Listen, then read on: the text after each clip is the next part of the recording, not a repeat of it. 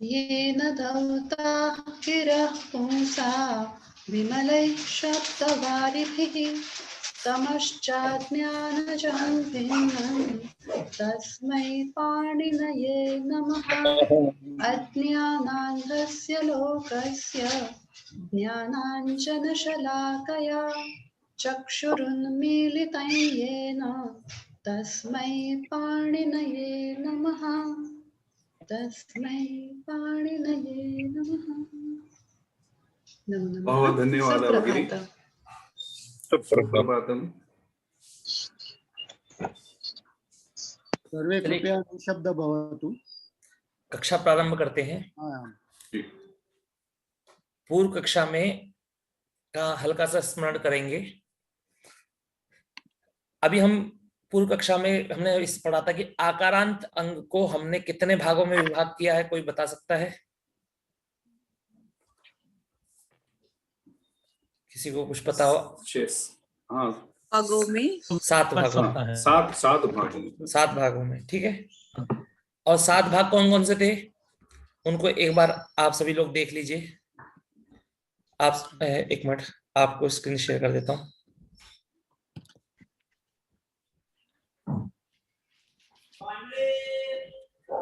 अब screen share हो रही है? जी जी जी। हाँ, अब देखिए इसमें ये 7 भाग ये हैं। सर्वप्रथम घुसंज्ञक अभ्यस्त, दूसरा अघुसंज्ञक अभ्यस्त, तीसरा क्रियादिगण के श्ना प्रत्ययांत। क्रियादिगण की धातुओं से श्ना विकरण लगता है। उस श्ना विकरण लगने के बाद में आपका जो अंग बनता है वो भी कैसा बनता है? आकारांत अंग बनता है।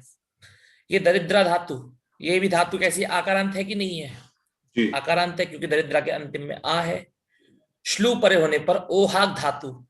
अगर कोई आपसे पूछे ये जो जहा है, ये जो आपका बना है, ये कौन सी धातु से बना है, तो आपको ये कहना है कि ओहाक धातु से बना है। किससे? ओहाक त्यागे। ठीक है।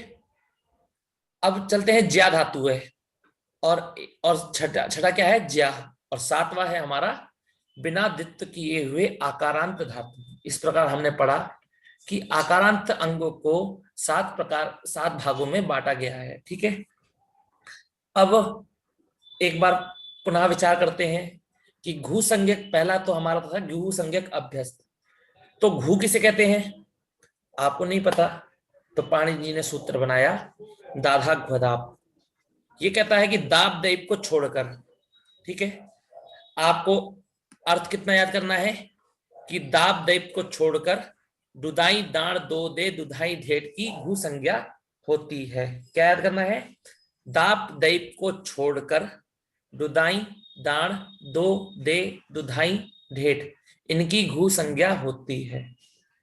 अगर आप ये दाब दैप याद नहीं करेंगे तब भी काम चल जाएगा हमारा कि दुदाई दाण दो दे दुधाई ढेट की घु संज्ञा होती है। अब जैसे दाप आया, ठीक है, दाप में भी इत संज्ञा होने के बाद दा बचता है, और दुदाई में भी इत संज्ञा होने के बाद क्या बचेगा आपका? दाई बचेगा। ठीक है। दाप में भी दाई बचेगा और दुदाई में भी दाई बचेगा। अब ये दोनों क्या है? एक जैसे दिखने वाले हैं। एक ही इन दोनों का स्वरूप क्या है? एक ही स्वरूप है। पर उन दोनों में से केवल दुदाई के स्थान, दुदाई की जगह जो दुदाई का दा है केवल उसकी ही घु संज्ञा होगी। जो दाप का दा होगा उसकी घु संज्ञा नहीं होगी। आपको समझ में आया? कहने का मतलब क्या है कि दोनों के दाप दैप रुदाई दाण दो दे, ये जो 6 हैं, ठीक है, इन 6 में इत संज्ञा करने के बाद दा बनता है। क्या बनता है हमारा? दा। तो ये दिखने में तो सारे एक जैसे होंगे, तो सबकी घु संज्ञा ना हो, इसलिए कह रहे हैं कि केवल दाप दैप को छोड़कर, दाप और दैप का जो दा होगा उसको छोड़कर रुदाई दाण दो दे इनकी घु संज्ञा होती है। 4 को ले लिया तो दारू का कहने का मतलब यह है कि जब इनमें इत संज्ञा हो जाएगी और तो इनमें क्या इनमें दा, सब में क्या हो जाएगा? सब में दा आएगा।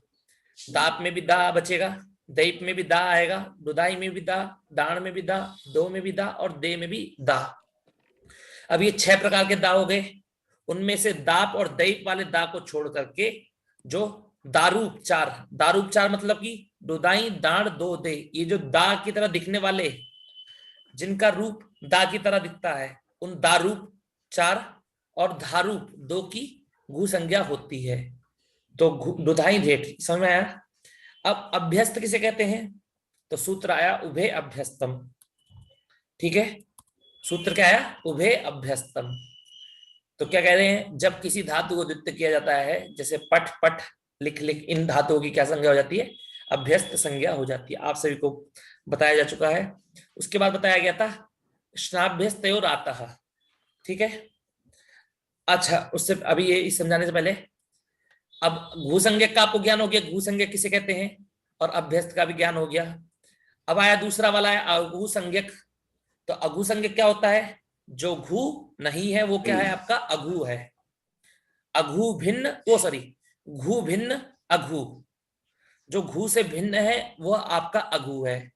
तो दुधाई दाण दो दे दुधाई धेट, इन 6 धातुओं को छोड़कर जो भी आपकी धातु होगी वो आपकी क्या कहलाएगी? अघू कहलाएगी। अब अभ्यस्त, वो भी जब उस धातु को द्वित्व हो जाएगा तो वो आपकी अभ्यस्त हो जाएगी। क्रियादिगण क्या बताया गया कि क्रियादिगण की धातुओं से, जब भी हम क्रियादिगण की धातु से कौन सा विकरण लगता है? स्ना विकरण। आपने पढ़ा होगा क्रियादिभ्यः स्ना। तो क्रियादिगण की धातुओं से स्ना विकरण लगने के बाद में जो आपका अंग बनता है वो कैसा अंग बनता है? आकारांत। ठीक है, तो आपको ये ध्यान देना है कि क्रियादिगण की धातु लगने में स्ना विकरण लगने के बाद आकारांत अंग बनता है। ठीक है, फिर चौथी है दरिद्रा, केवल ये तो सामान्य एक धातु है, और मतलब ओहा त्यागे धातु है, इसको द्वित्व करने पर जहा बनता है, और ज्या, और ये सब आपको सामान्य समझ में आ गया जाएगा कि ऐसी धातु जिसको द्वित्व नहीं हुआ हो, अगर द्वित्व होगी तो अभ्यस्त होगी, और द्वित्व नहीं होगी तो किस कोटि में आएगी? 7वीं कोटि में आएगी। ठीक है, अब चलते हैं, पूर्व कक्षा में आपको बताया, आपको सूत्र समझाया गया था स्नाभ्यस्तयोर आता।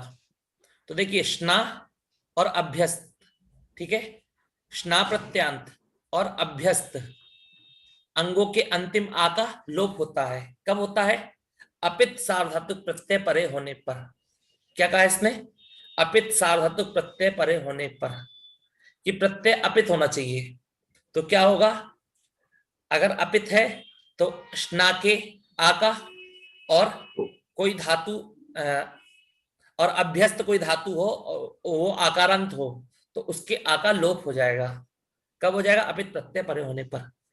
पूर्व कक्षा में मैंने इसको विस्तार से बताया था। उसके बाद बताया था ई हल्य गोहो। ई हल्य गोहो सूत्र कहता है, अब यह स्नाभ्यस्तयोर आता सूत्र का अपवाद सूत्र है ई हल्य गोहो। ठीक है, कह रहा है कि स्नाभ्यस्तयोर आता का जितना क्षेत्र है, जितना क्षेत्र, जितने बड़े क्षेत्र में स्नाभ्यस्तयोर आता काम करता है, उस क्षेत्र के कुछ हिस्से में ई हल्य गोहो सूत्र कार्य करेगा। किस हिस्से में करेगा? तो हमको वो हिस्सा ध्यान देना है। आपको यह समझना है, फिर से समझिए कि स्नाभ्यस्तयोर आता इस सूत्र का क्षेत्र कितना बड़ा है जिसमें वो कार्य करता है। तो उसका क्षेत्र क्या है कि धातु स्ना प्रत्यांत, मतलब स्ना प्रत्यांत होनी चाहिए, और अभ्यस्त के अंग का आका स्ना प्रत्यांत आकारांत अंग हो, अथवा अभ्यस्त अंगों के अंतिम आका लोप होता है। ठीक है, अब देखिए उस इतने बड़े क्षेत्र में उसमें से थोड़े से हिस्से को ले लिया स्ना प्रत्यांत, क्या कि स्ना प्रत्यांत हो और अघु संज्ञक हो। अभ्यस्त में भी कैसी हो? अभ्यस्त में बताया कि 2 प्रकार की होगी, घु संज्ञक और अघु संज्ञक। उन दोनों में से भी एक हिस्सा ले लिया कि अघु संज्ञक अभ्यस्त हो तो उनके आ को ई होगा। ठीक है, अब अपित प्रत्यय क्षेत्र था, अपित में अजादि भी होता है, हलादि भी होता है, 2 प्रकार का था। तो उसमें कहा कि अजादि में ना होकर के केवल हलादि अपित सार्वधातु प्रत्यय परे होने पर ही आ को ई होगा। ठीक है, अब चलते हैं, आज की कक्षा प्रारंभ करते हैं। आप सब लोगों के लिए बनाया है मैंने। अब पहले सबसे पहले इसको कहाँ गया? हाँ, ये हमने ये देख लिया। अब देखिए, अब माता जी की पुस्तक में अब हमने 7 प्रकार का बना तो लिया। अब इन 7 प्रकार में कार्य क्या क्या होते हैं इस प्रकार अब वो दिखाया जाएगा आपको कि सातों प्रकार के उसमें कार्य क्या है, कि इन सातों को 7 भागों में विभाजन क्यों किया गया इनका। तो पहला क्या था आपका, घू संज्ञक अभ्यस्त अंग प्लस अपित साधातुक प्रत्यय। ठीक है, तो घू संज्ञक आपको पता है, घू संज्ञा किस किस की होती है, दुदाई दाण दो दे दुधाई धेट। और अभ्यस्त किसे कहते हैं, जिसको द्वित्व हो चुका हो उसे अभ्यस्त कहते हैं। तो कह रहे हैं घू संज्ञक अभ्यस्त अंगों के आ का लोप होता है। ठीक है, तो घू संज्ञक जिसकी हुई हो और वो अभ्यस्त हो तो उसके आ का लोप हो जाएगा। कब हो जाएगा, अपित सार्वधातुक प्रत्यय परे होने पर, चाहे वो अजादी हो चाहे वो हलादी हो। हला दी। ठीक है, अब देखिए लिखा है ना आपके पुस्तक में, दिख रहा होगा मेरे को, एक मिनट। हाँ, 236 पेज नंबर 236 नई नई बुक में। हाँ जी, जिनके पास पुस्तक है वो लोग पुस्तक में देख के देखिए, और यहाँ भी देख सकते हैं, ये भी पुस्तक ही है, और वहां भी देख सकते हैं, ताकि आपको बाद में पढ़ने चले तो आपको पुस्तक में देखकर भी समझ में आ जाए। अब देखिए कि घू संज्ञा किस किसकी होती है, रुधाई दाण दो दे रुधाई घेट की। इसमें जब इत संज्ञा होने के बाद दा बचता है और धा बचता है, इनको जब द्वित्व कर देते हैं, पूर्व कक्षा में हमने द्वित्व करके दिखाया था कि जब दा धातु को द्वित्व करते हैं तो द्वित्व करने पर दादा, फिर ह्रस्व सूत्र से ह्रस्व करने पर ददा बनता है। इसी प्रकार धा धातु में धा धा, फिर ह्रस्व सूत्र से ध धा, फिर ये अभ्यास चर्चा, इस सूत्र के द्वारा धा को, धा चतुर्थ वर्ण है इसलिए इसको तृतीय वर्ण हो जाता है। आप सभी लोगों ने, जिन लोगों ने 13 क्लास और 14 क्लास की वीडियो देखी होगी, उन लोगों को अब थोड़ा बहुत समझ में आ जाएगा, क्योंकि अभ्यस्त धातु को द्वित्व करना उस 13वीं और 14वीं क्लास में सिखाया गया है आप सभी को। ठीक है, अब देखिए स्नाभ्यस्त और आता ने क्या कहा था, आपने भी पढ़ाया मैंने आपको कि स्ना प्रत्यांत और अभ्यस्त के आ का लोप होता है। कब होता है, अपित प्रत्यय पर होने पर। तो अब सीधा ज्यादा इधर उधर बात ना करते हुए सीधा स्टार्ट करते हैं।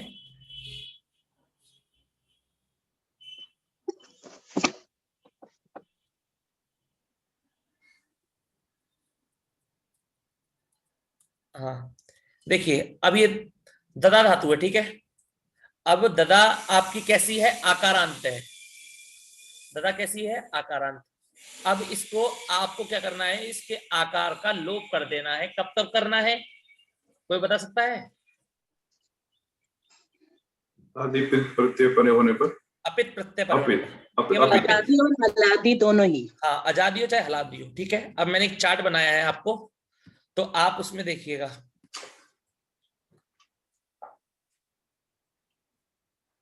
ये सब आपको दिख रहा है, तो देखिए आप लोग ध्यान दीजिए। पहले समझाता हूं इसे थोड़ा, कि यहां पर मैंने इस चार्ट में आपकी हलादी पित, अजादी पित, हलादी अपित और अजादी अपित धातुओं को क्या कर दिया है, मार्क कर दिया है अलग अलग कलर से, ताकि आपको पता लग सके ये आजादी है, ये मतलब ये हलादी अपित है कि आजादी, सॉरी ये आजादी अपित है, ताकि आपको इसका पता लग सके, इसलिए मैंने मार्क कर दिया है यहाँ पर। ठीक है, अब देखिए कि काले कलर में और ये जो आपका ब्लू कलर है, ये इस कलर, एक मिनट, इस कलर में दिखने वाले आपके जितने भी हैं वो आपके क्या हो जाएंगे, आपकी आजादी अपित है। आजादी अपित में जो आपको इस कलर में दिख रहे हैं ना, अच्छा, ये जो ये थोड़ा कलर अलग हो गया।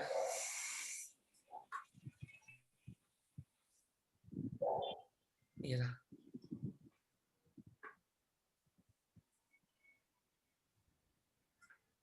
इस कलर में आपको दिखने वाले जितने भी हैं ये आपके आजादी अपित हैं, अभी नहीं हुआ।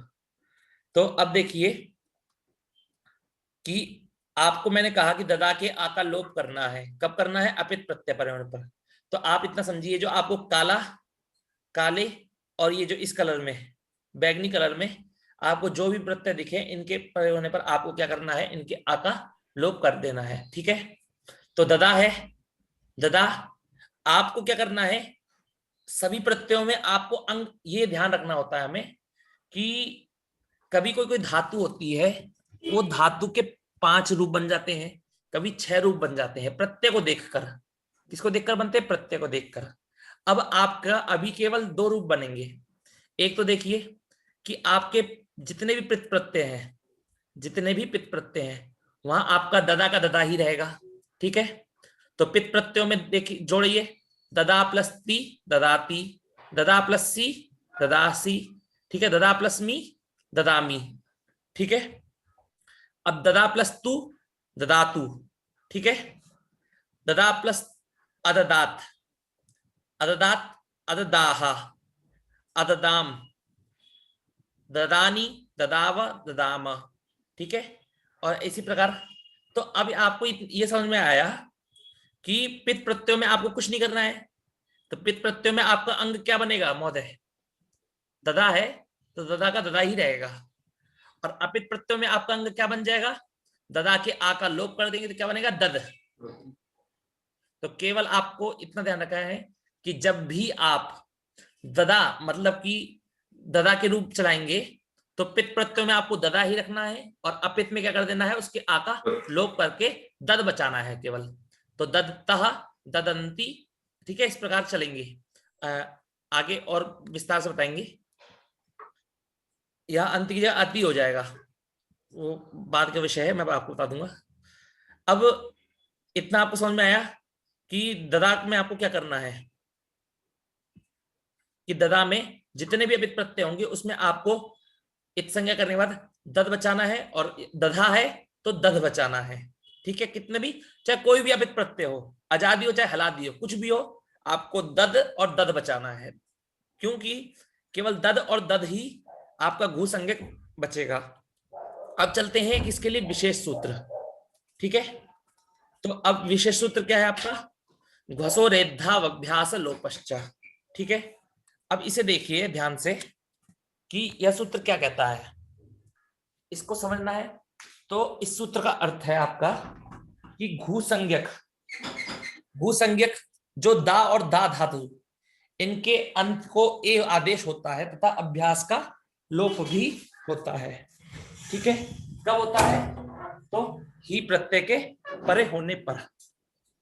अब इस माता जी की पुस्तक में ये अर्थ है, और मैंने जो टाइप किया है उसको देख लेंगे, ताकि से अर्थ सेम है, पर लेकिन आपको समझाने के लिए मैंने वहां लिख दिया है ताकि आपको समझ में आ जाए। सूत्र क्या है? घसो रेद्धाव अभ्यास लोपश्च। अब क्या कह रहा है?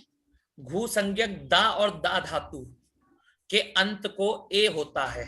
ठीक है, मतलब हमें पता लगा कि दा और धा धातु के अंत में क्या है? आ। तो उस आ को क्या करना है? हमें ए कर देना है। ठीक है, और अभ्यास का लोप भी होता है। ये सूत्र 2 कार्य कर रहा है, एक तो आ के स्थान पर ए कर रहा है, और दूसरा अभ्यास का लोप भी कर रहा है। ठीक है, आपको समझ में आया? आ को ए कर रहा है और दूसरा अभ्यास का लोप कर रहा है। अभ्यास किसे कहते हैं? तो पूर्वाभ्यास, पूर्व वाले की अभ्यास संज्ञा होती है। अब देखिए इस सूत्र में कहीं ये नहीं लिखा कि अभ्यस्त के अभ्यास का लोप करता है। कहीं लिखा है क्या? नहीं लिखा। तो आपको भैया आप अभ्यास का लोप कब करोगे? जब अभ्यस्त होगा। तो आपको अभ्यास अभ्यास का लोप करने के लिए कहा गया है।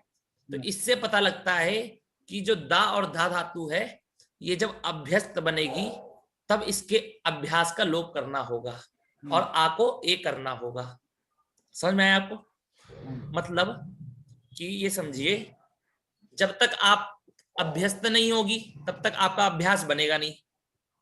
और ये कह रहा है कि अभ्यास का लोप करना है, तो जब अभ्यस्त होगी तभी तो अभ्यास का लोप करेंगे। तो इस पद से ज्ञान होता है हमें कि अभ्यास का लोप तभी कर पाएंगे जब अभ्यस्त होगी। तो यहाँ जो दा और धा धातु होगी ये अभ्यस्त होगी, तो इसके आ का लोप करना है और क्या करना है? इसके आ को ए करना है और अभ्यास का लोप करना है। कब करना है? केवल कब करना है ये ध्यान रखना है, ही प्रत्यय के परे होने पर। ठीक है, ही प्रत्यय के परे होने पर। अब देखिए आपकी धातु आई ददा, और ले लेते हैं दधा। ठीक है, अब इन दोनों में, इन दोनों के बाद में मैं लेकर आया, आपका बिठाया मैंने ही प्रत्यय। ठीक है, क्योंकि जब आप लोट लकार के द्विवचन के, वो सॉरी, लोट लकार के मध्यम पुरुष के एक वचन में बोलेंगे तो कौन सा प्रत्यय आता है? ही प्रत्यय आता है। देखिए, दिख रहा है ना आपको? लोट लकार के मध्यम पुरुष के एक वचन में कौन सा प्रत्यय आता है? ही प्रत्यय। तो केवल इस ही प्रत्यय मात्र के लिए कार्य सिखा रहे हैं। ठीक है, क्या कार्य है? तो आप ही प्रत्यय के पर, तो दिखा नहीं कहाँ पर? ये देखिए था ना ऊपर, ओ विकल्प है ना उधर, ही लोट लकार है। अच्छा, हाँ, विकल्प में लगा। अच्छा, हाँ, ये शून्य शून्य तंत करके था वो शून्य। आप जब अदंत हो, जब अदंत होता है तब शून्य रहता है, और जब अनंत होगा तो क्या रहेगा? ही रहेगा। ठीक है, इसको भी आज हो सकेगा तो मैं समझा दूंगा। ठीक है, आज मैं कक्षा में सोच के आया हूं कि काफी सारा पढ़ाना है, क्योंकि अगर धीरे धीरे कक्षा चलेगी तो नहीं समझ में हो पाएगा पूरा। अब देखिए, आपको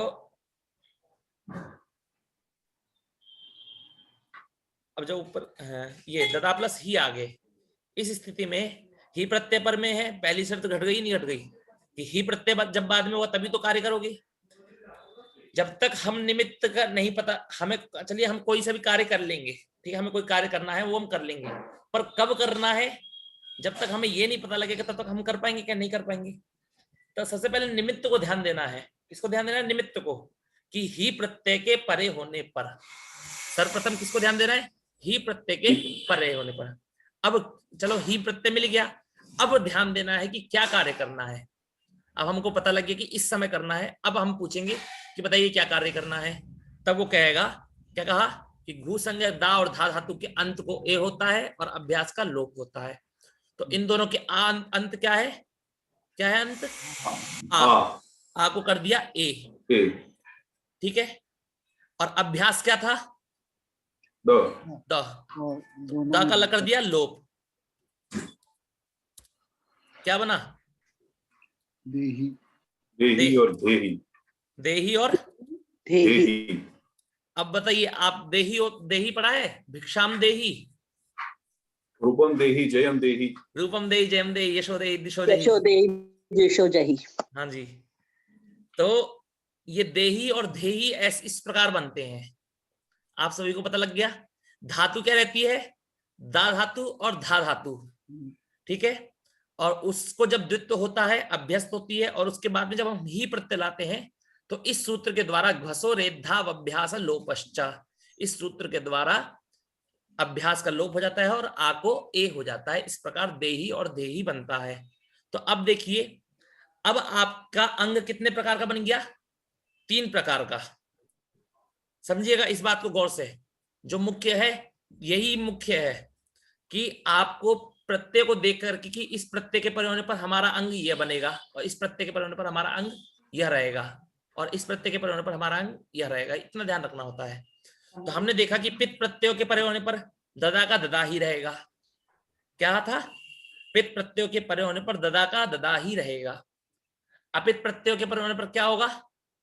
अपित प्रत्ययों के परे होने पर ददा के आ का लोप हो जाएगा। किस सूत्र के द्वारा?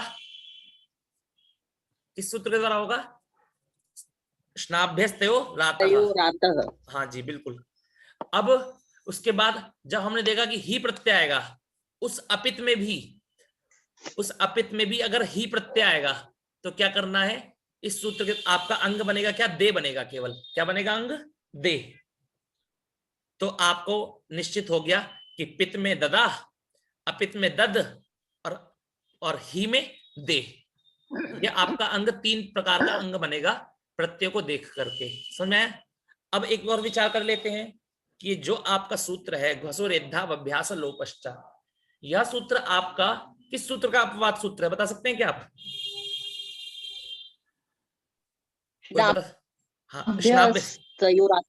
हाँ, बिल्कुल सही। स्नाभ्यस्तयोरातः इस सूत्र का अपवाद सूत्र है। क्यों? क्योंकि ही प्रत्यय आपका अपित प्रत्यय है कि नहीं? तो ही प्रत्यय आपका अपित प्रत्यय था, तो यहाँ ददा के आ का लोप होना चाहिए था। अब इन्होंने क्या कर दिया, उस ददा के आ का लोप को रोक दिया और उसके स्थान पर ए करके अभ्यास का लोप कर दिया।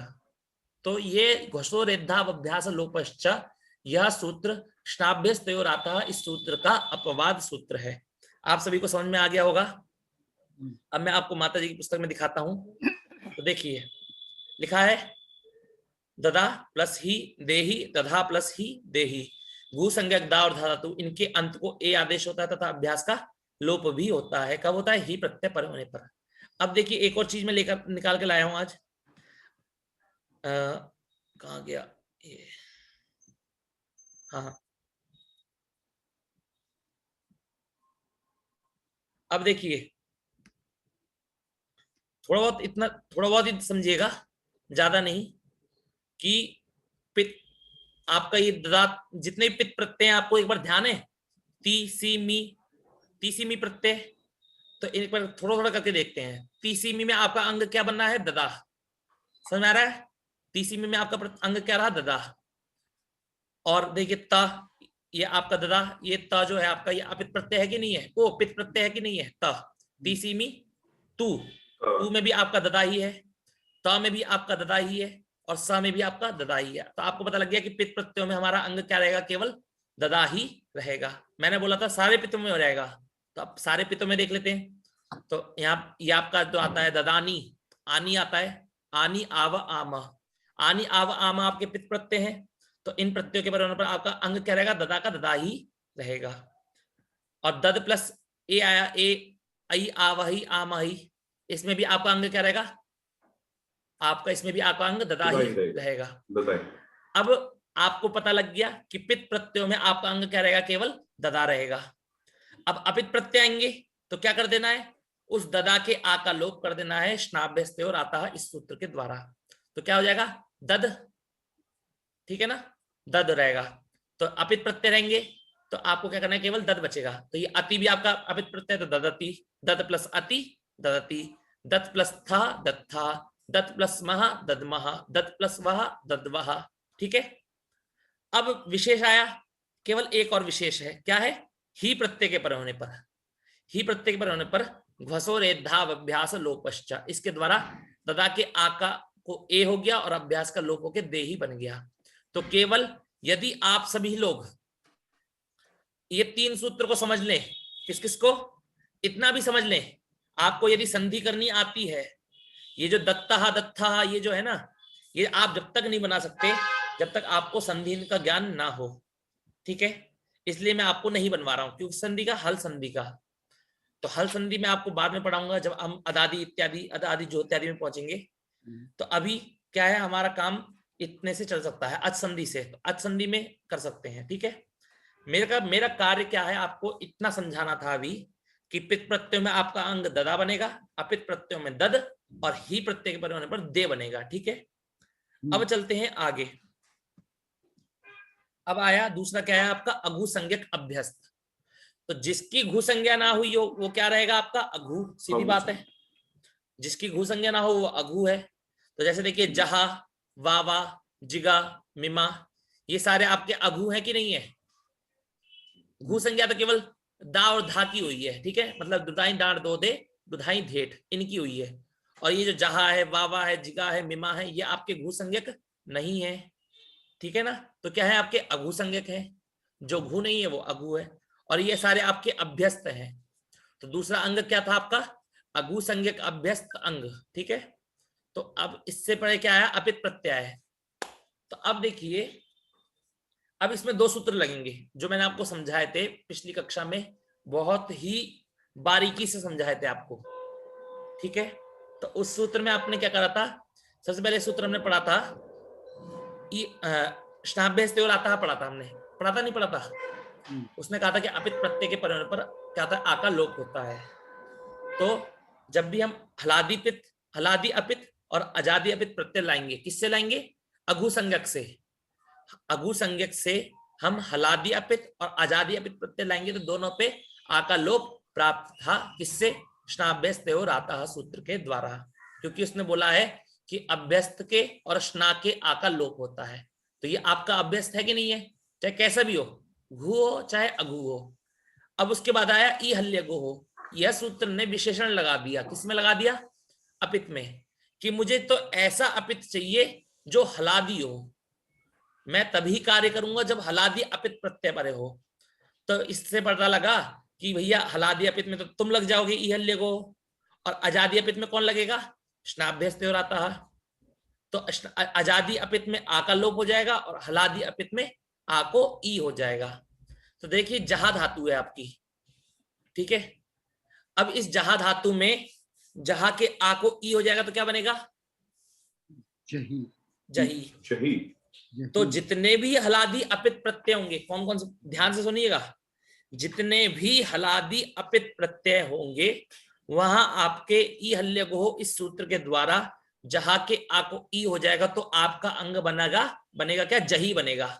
अब जही अंग बन गया ना, आपको कुछ नहीं करना है, प्रत्यय जोड़ते जाना है, जही था जही माँ जही वाह, ऐसे करके जोड़ते जाना है।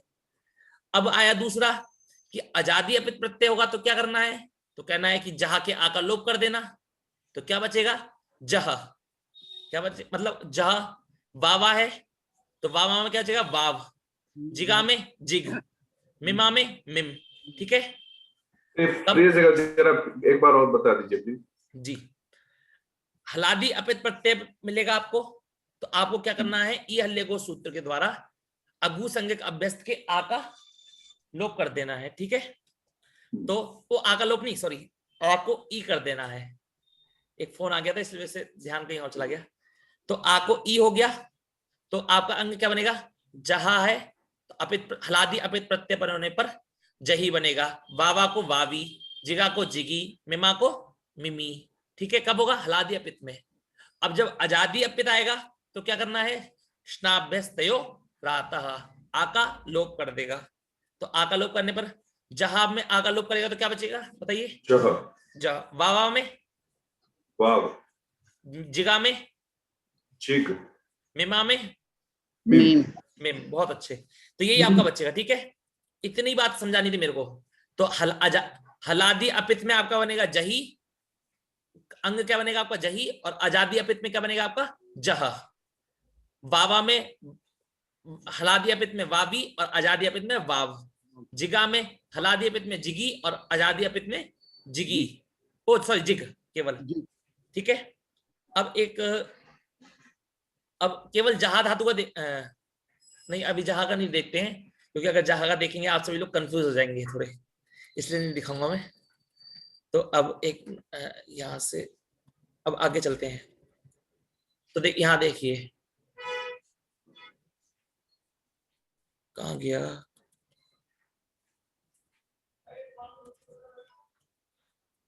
हाँ ये,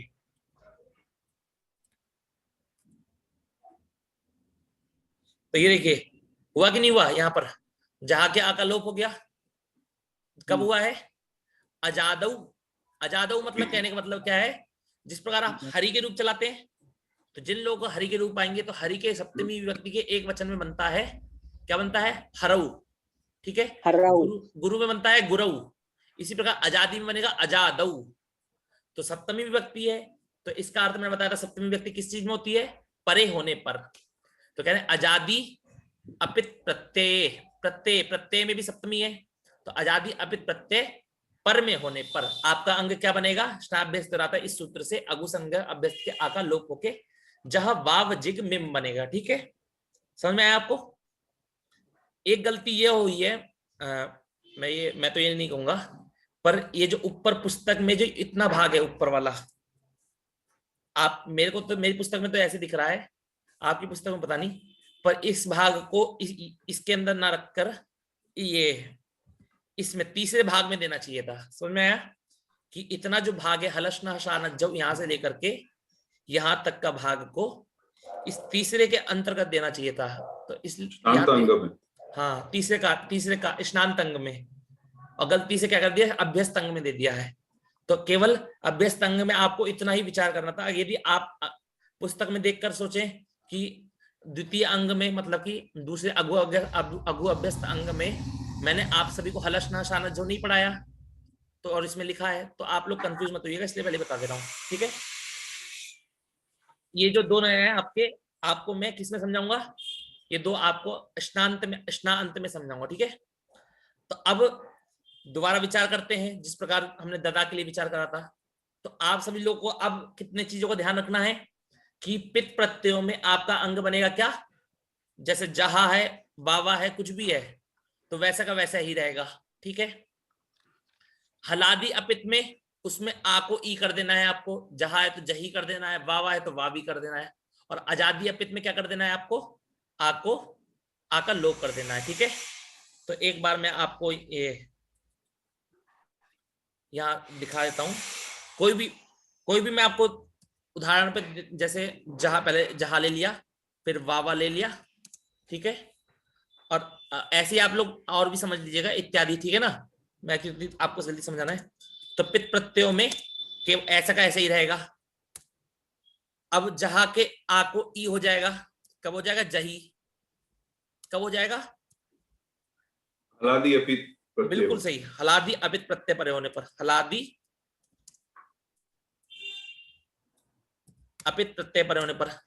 और जहा को, जहां हमारा जो अंग है, हमारा जहा, वो कैसे, अब आजादी अपित प्रत्यय परे होने पर क्या बनेगा, जहा, और वावा को वाव, वाव, वाव। कब, आजादी अपित, आजादी अपित प्रत्यय के परे होने पर। केवल इतना ही है, केवल आकारांत, यदि आपकी कोई भी धातु है और वो अघु अभ्यस्त है, कौन सी है, अघु अभ्यस्त है। देखिए घु अभ्यस्त तो मैंने बता दिया, घु अभ्यस्त तो दो ही है केवल, मतलब इत संज्ञा करने बाद केवल दो प्रकार की ही बनेंगी, ठीक है। पर हाँ, दा और धा, पर लेकिन अघु अभ्यस्त तो बहुत सारी बन जाएंगी, तो उसमें आपको ज्यादा कंफ्यूज होने की जरूरत नहीं है। यदि वो आपकी अघु अभ्यस्त आकारांत है तो आपको क्या करना है, पित प्रत्ययों में वैसा का वैसा ही रखना है, अपित प्रत्ययों में उसमें आ को ई कर देना है, और आजादी अपित में क्या कर देना, आ का लोप कर देना है। सूत्र भी आपको मैंने बता चुका हूं, आ को ई किसने किया, ई हल्ले को होने, ठीक है। ई इतने ही लिख देता हूं, बाद में आप भी समझदार हैं तो। और यहाँ पर लिख देता हूँ स्नाभ्यस्ते हो, ठीक है, ताकि आपको पुराना लिखना पड़े और आपको समझ में भी आ जाए कि किसके द्वारा, किस सूत्र के द्वारा यहाँ पर क्या कार्य हुआ है। अब चलते हैं, अब देखिए हमने इतना समझ लिया कि हमें घु अभ्यस्त में भी कार्य करना आ गया और अघु अभ्यस्त में भी कार्य करना आ गया। ये कठिन नहीं है बिल्कुल भी, आप ध्यान समझेंगे तो समझ में आ जाएगा आपको। अब देखिए स्नांत में, स्नांत अंग के लिए, अब स्नांत अंग के लिए कार्य बता रहा है, और स्नांत अंग के लिए कि अब आपको केवल इतना करना है कि जब भी आपके स्ना प्रत्यय धातु से आपने स्ना विग्रहण जोड़ दिया, और जोड़ने के बाद में जो आपका अंग बना, उसमें अब कितना कार्य करना होगा, आपको केवल इतना समझाऊंगा मैं कि हलादी, अब देखिए स्ना अंत है, तो स्नांत अंग में वही जो आपने पहले समझा कि हलादी अपित होगा तो क्या कर देना है, आ को ई कर देना है, किस सूत्र द्वारा, ई हल्ले को से, क्योंकि उसने भी कहा है स्ना प्रत्यांत को कि आ को ई होता है। और आजादी होगा तो स्नाभ्यस्त से आ का लोप कर देना है। तो आपको पता लग गया कि स्ना के आ का लोप हो जाएगा, कब हो जाएगा, अपित सार्वधातुक प्रत्यय, केवल इतना बोलेंगे, अपित बोलेंगे। तो अब बताइए पूरा अर्थ बताने के बाद में, जब मैंने पूरा अर्थ बता दिया आपको कि आजादी अपित होगा तो आ का लोप करना है, और हलादी अपित होगा तो आ को ई करना है।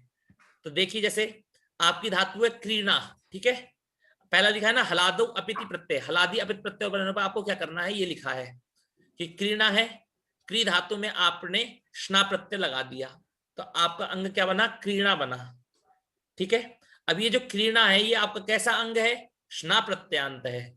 क्यों, क्योंकि ना तो इसमें घु संज्ञा हुई है, ना तो इस क्री की घु संज्ञा है, और ना ही ये अघु है, अघु तो है पर अभ्यस्त नहीं है, इस तरह से तीसरे में आ गया स्नांत में, स्ना प्रत्यांत है, ठीक है। इसके आ को ई कर देना है, तो क्रीणा के आ को ई करेंगे तो क्या बनेगा, क्रीणी, ठीक है। और आजादी अपित में क्या करना है आपको, आ का लोप कर देना है, तो क्रीणा था, क्रीणा के आ का लोप करते तो क्रीण, ठीक है। तो आपको बस कुछ नहीं करना है, और पित प्रत्यय पर होने पर वैसा का वैसा ही रहेगा। ठीक है, अब यहां पर मेरे पास रूप नहीं है, नहीं तो मैं आपको, ये भूल गया मैं आपको दिखा देता मैं कि 1 मिनट क्रियादिगण दिखाता हूं मैं आपको। अच्छा, और एक और आगे, तब तक आगे सुन लीजिए कि आगे अब अभी इस सूत्र में स्ना प्रत्यांत में आपको सामान्य तो पता लग गया कि हलादी अपित होगा तो आ को ई करना है, और आजादी अपित होगा तो आ का लोप करना है। अब 2 विशेष सूत्र आने वाले हैं, तो एक बार आप सभी को दिख रही है? नहीं, मेरा कैमरा नहीं दिख रहा होगा। चलिए मैं आपको बाद में दिखाता हूं, अभी तब तक आप, जब तक मैं आपको पढ़ा रहा हूं तब तक बीच में दिखा दूंगा। तो अब देखिए, अब एक विशेष आया सूत्र आपका, जो आपको मैंने कहा कि इसको गलत जगह पढ़ा गया है। कौन सा सूत्र है, बोलिए एक बार उच्चारण करिए। हलश्न शानंचो। हलश्नः शानज्झौ, यह सूत्र आपका। हलश्नः शानंचो। हाँ, तो यह सूत्र है। इस सूत्र में पहला शब्द क्या है आपका, हलह, तो मतलब क्या है, हलंत धातुओं से। क्या है इसका अर्थ, क्या है, हलंत धातुओं से। तो हलंत धातुओं से परे क्या होगा, तो स्ना प्रत्यय होना चाहिए। तो स्ना प्रत्यय हलंत धातु तो आपको कहीं भी मिल जाएगी। हलंत धातु तो आपको क्या मिलेगी, अजादि, वो क्या कहते हैं, अदादि गण में, जुहोत्यादि में, दिवादि में, स्वादि, भवादि में, सब में मिलेगी। अब ये बोला है हलंत धातु हो पर उसके बाद में स्ना प्रत्यय हो, तब आपको क्या पता लगा कि हलंत धातु हो और पर लेकिन किस गण की होनी चाहिए, क्रियादि गण की होनी चाहिए। तो क्रियादि गण की जितनी भी हलंत धातु है उनके बाद में आपने क्या लगाया, स्ना प्रत्यय लगाया। हलंत धातु के बाद में क्या लगाना है, स्ना प्रत्यय। ठीक है, तो हलंत धातु प्लस स्ना प्रत्यय। अब कह रहे हैं उस स्ना प्रत्यय के बाद ही प्रत्यय हो, तो इसमें मेन पता क्या है, सबसे पहले जो देखना है ही प्रत्यय को देखना है। आजादी हो चाहे हलादी हो, क्रियादिगण की धातु तो उससे स्ना तो लगना ही है, पर जो विशेष है वो कब होगा, ही प्रत्यय के परे होने पर विशेष होगा। ठीक है, अब आगे देखिए कि क्या कह रहा है कि उस स्ना के स्थान पर शानच आदेश होता है। स्ना के स्थान पर क्या होगा, शानच आदेश होगा। तो अब मैं आपको दिखाता हूं लिख करके। तो उसका मतलब है शना के जगह शानच प्रत्यय लगेगा। हाँ, पर केवल कब कर रहा है, ही प्रत्यय के परे होने पर। ही केवल प्रत्यय परे होगा तभी। हाँ, केवल ही प्रत्यय होगा तभी आपको करना है, हर जगह आपको नहीं करना है स्ना के स्थान पर शानच। तो अब आपको क्या कहते हैं, अब आपको पता लग गया क्या करना है। यहाँ पर हमने हलंत धातु से परे स्ना के स्थान पर शानच करना है। मेन क्या है हमारा, सबसे पहले मेन को पकड़ते हैं, आपको मैं सूत्र समझा रहा हूं। तो सबसे पहले मेन है ही प्रत्यय के परे होने पर ही ये कार्य होगा, वरना नहीं होगा।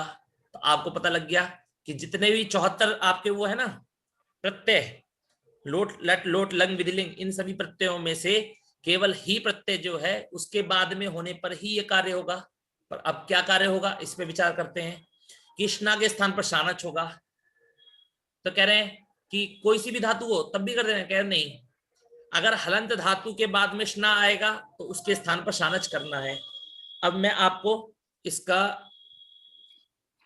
वो उदाहरण देकर, प्रत्युदाहरण देकर समझाता हूं। ठीक है,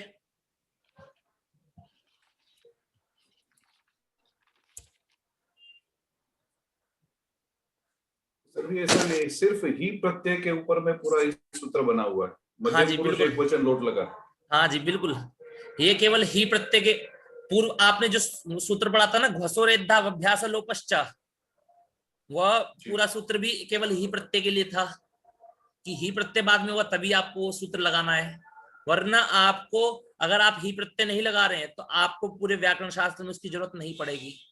यह सूत्र है, ये भी केवल ही प्रत्यय के परे होने पर ही कार्य करता है, अन्य जगह कहीं नहीं लगेगा। ये केवल ही प्रत्यय बाद में होगा तभी आपका यह सूत्र लगेगा। ठीक है, अब देखिए तो इसने क्या कर दिया, आपको समझाता हूं। धातु आई है आपकी, उदाहरण में कौन सी धातु दे रखी माता जी ने, मुश धातु दे रखी है, ठीक है, मुश, समझिएगा। एक एक चीज समझाऊंगा आपको, आप उसकी कोई भी टेंशन मत लीजिएगा, पूरा आएगा। अब मुश धातु किस गण की है? क्रियादि गण की। तो क्रियादि गण की धातु होने के कारण कौन सा विकरण आएगा? श्ना। श्ना विकरण। तो श्ना विकरण डाल दिया हमने। उसके बाद में फिर अब ही प्रत्यय आया बाद में, ठीक है। तो अब देखिए ही सबसे पहला क्या था? ही प्रत्यय बाद में होगा तभी कार्य होगा, वरना नहीं होगा। तो ही प्रत्यय बाद में है, तो अब क्या कार्य करना है? हमने पूछा क्या कार्य करना है, तो कह रहे हैं कि स्ना के स्थान पर शानच कर देना है। तो कह रहे ठीक है, हम स्ना के स्थान पर शानच तो कर देंगे, हमें कोई दिक्कत नहीं है, पर चाहे कोई सी भी धातु हो तब कर देना है। कह रहे नहीं, केवल हलंत धातुओं से ही करना है। यदि धातु आपकी अजंत है, जैसे कि आपकी धातु आई पू धातु आई, ठीक है, उसके बाद में स्ना लगाया हमने और बाद में ही प्रत्यय आया, तो अब यहां स्ना के ही प्रत्यय बाद में है, ठीक है। तो ही प्रत्यय बाद में है तब भी आपके, और ही प्रत्यय बाद में तब भी आप स्ना के स्थान पर शानच नहीं कर रहे हैं। क्यों नहीं कर रहे हैं? क्योंकि ये धातु जो है आपकी हलंत नहीं है, ठीक है। तो इसको बोलते हैं प्रत्युदाहरण। अभी प्रत्युदाहरण के बारे में मैं आपको समझाता हूं कि प्रत्युदाहरण किसे बोलते हैं। तो अब स्ना के स्थान पर शानच कर देंगे, तो स्ना के स्थान पे शानच करा हमने, ठीक है। अब कोई एक निकुंज महोदय, किशोर महोदय, इनको छोड़कर कोई बोल इत संज्ञा करके बताएगा, इसमें क्या बचेगा? आन। हाँ, आन बचेगा, बिल्कुल सही महोदय। तो आन बचा।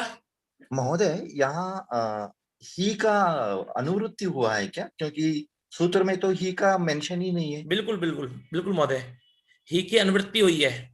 ओके। क्योंकि सूत्र तो अच्छा नहीं, हऊ है ना, इसमें अनुवृत्ति नहीं हुई है। अच्छा, ये जो झऊ लिखा है ना, झऊ, हाँ झऊ। तो ये अच्छा। ये असलियत में इसमें संधि हो गई है। अच्छा, सूत्र था, सूत्र है झयो होन्य तरस्याम, इस सूत्र के द्वारा संधि हुई है, तो यहाँ पर हा को झा बन गया है, ठीक है। ये जब आपको संधि पढ़ाऊंगा तो मैं समझ में आएगा। तो यहाँ पर क्या है? हऊ है, ठीक है। ओके। तो और हऊ कब बनता है? अभी मैंने बताया कि सप्तमी एक वचन में। सप्तमी एक वचन में सप्तमी के एक वचन में ही को क्या बन जाएगा? हऊ।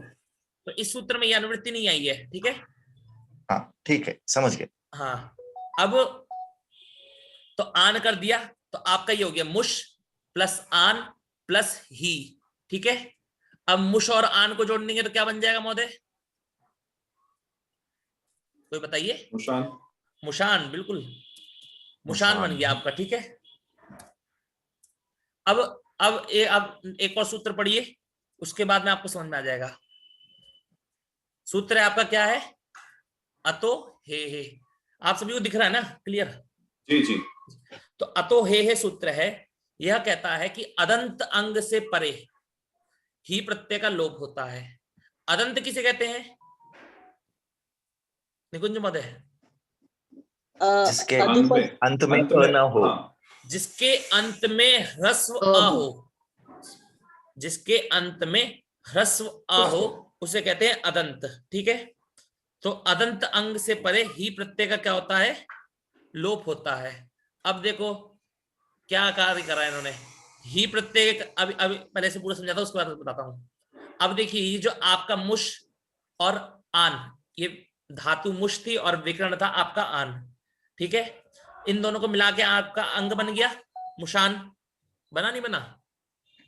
अब ये बताइए अंग आपका अदंत है कि नहीं है? हाँ। अदंत है। अब इसके बाद में आने वाले ही का आप क्या कर देंगे? लोप। लोप कर दिया हमने, तो आपका क्या बन गया? केवल मुशान का मुशान ही रहेगा। अब देखिए कुछ नहीं करना है आपको। आपको कोई भी धातु हो, जैसे देखिए मृदना है, ठीक है ना, मृदना है, धातु क्या है? मृद। धातु क्या है? मृद। और उससे स्ना विकरण लगाया और बाद में ही प्रत्यय आएगा, तो मृद में स्ना की जगह क्या कर दीजिए? शानच, ठीक है। और शानच करने, शानच में क्या बचेगा? आन। तो मृद प्लस आन मृदान। मृदान। और ही प्रत्यय का लोप कैसे हो जाएगा? अतो हे, क्योंकि ये जो मृदान है आपका, ये कैसा है? अदंत है, और अदंत बन गया और सूत्र है अतो हे कि अदंत अंग के बाद में यदि ही प्रत्यय आता है तो उस ही का लोप होता है। ठीक है, समझ में आया? समझ में आया आपको निकुंज महोदय? जी जी जी, आप मैं सभी को लिख समझ रहा में आया? था। जैसे बध है, बध में देखिए यहाँ पर लिखा है माता जी ने बधना है, बध धातु है, स्ना विकरण है। अब जैसे ही उसके बाद में ही प्रत्यय आया तो बध में बधान। स्ना की जगह आन बिटाने तो बधान, मथ में मथान, ग्रथ में ग्रथान, मृड में मृडान, कुश में कुशान। और ही प्रत्यय का लोप कैसे हो रहा है? क्योंकि आन प्रत्यय लगने के बाद में ये आपका अदंत बन जा रहा है, और अदंत बनने के बाद में अतो हे इस सूत्र के द्वारा उस क्या हो रहा है, उस ही का लोप हो जा रहा है। ठीक है, इतना पढ़ा आप सभी ने। अब चलते हैं, तब तक मैंने आपको पढ़ाते पढ़ाते बीच में फोटो भी खींच लिए ढूंढ के, अब आपको दिखा देता हूं मैं।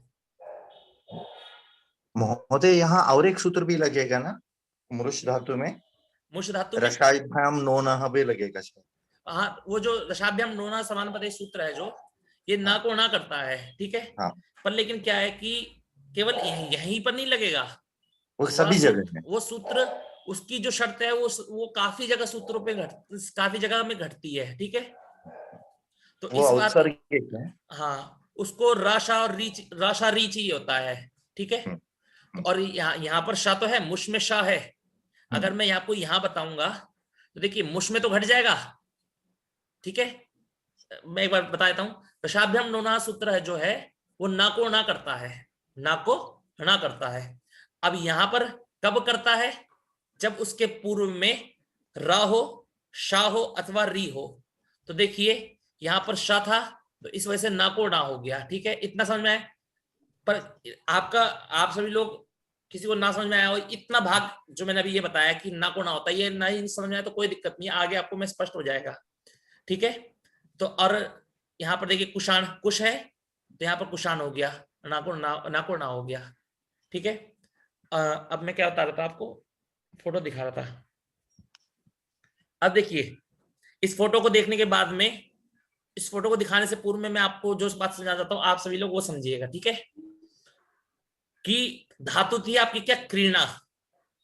विकरण लगाने के बाद में धातु क्या थी, क्रीणा।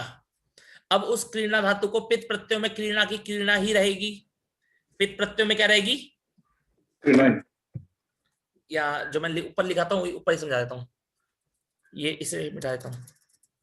पित प्रत्यय है तो आपकी क्रीणा, क्रीणा की क्रीणा ही रहेगी। अपित में क्या करना है, तो क्रीणा थी, हला दी, अपित में क्या हो गया, सूत्र लिखा है ना ई हल्ले को, तो उसके आ को ई कर दिया तो क्या बन गया, क्रीणी,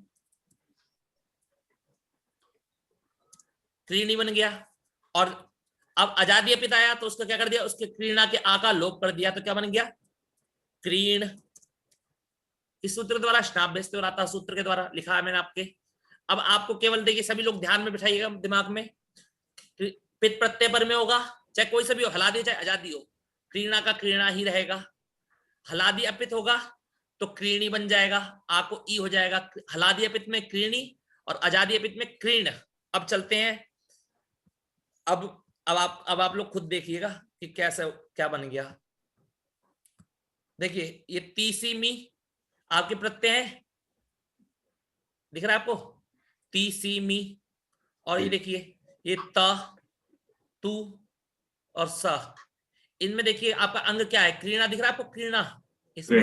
इसमें भी क्रीणा है, इसमें भी क्रीणा है, क्यों, क्योंकि ये पित प्रत्यय है इसमें, इसलिए आपका अंग आपका क्रीणा का क्रीणा ही रहेगा। अब चलते हैं आजादी अपित में, तो देखिए क्रीणा प्लस आनी क्रीणानी, क्रीणा प्लस आवा क्रीणामा, क्रीणा प्लस आमा क्रीणामा। कुछ नहीं हुआ, अगर सवर्ण दीर्घ से जोड़ दिया दोनों को आपस में, क्रीणा और आनी आव आम इनको जोड़ दिया, क्रीणा प्लस आई था, वृद्धि आदेश सूत्र लगा दिया, वृद्धि रेची, क्रीणा ही बन गया। क्रीणा प्लस आवही, क्रीणा प्लस आमही, कुछ नहीं किया, अगर सवर्ण दीर्घ से जोड़ दिया। तो आपको इतना स्पष्ट हो गया कि पित प्रत्ययों में आपका अंग क्या रहेगा, क्रीणा रहेगा। और अब देखिए, अब आप बताइए निकुंज महोदय, हलादी अपित में क्या रहेगा अंग आपका, हलादी अपित में आपका आ का ई हो जाएगा, आ का ई तो हो जाएगा, वो तो ठीक है। हाँ, तो अंग क्या बनेगा, क्रीणा है तो क्रीणी, क्रीणी।